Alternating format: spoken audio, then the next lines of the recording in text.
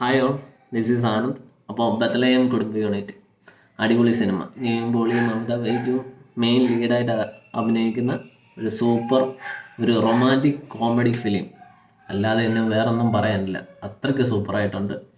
നിങ്ങൾ തിയേറ്ററിൽ പോയി നിങ്ങൾ ഫാമിലിയായിട്ട് നിങ്ങൾക്കൊരു സിനിമ കാണണമെന്നുണ്ടെങ്കിൽ ഇത് പോയി കാണുക. അത്രയ്ക്ക് അടിപൊളി എന്ന് വെച്ച് കഴിഞ്ഞാൽ സൂപ്പർ.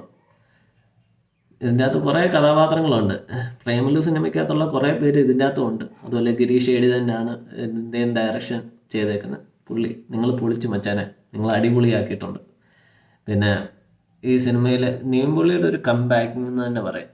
ഓണം നിവിൻ പോളി തൂക്കിയിട്ടുണ്ട്, അത്രയ്ക്ക് സൂപ്പറായിട്ടുണ്ട്. സിനിമ കലക്കിയിട്ടുണ്ട്.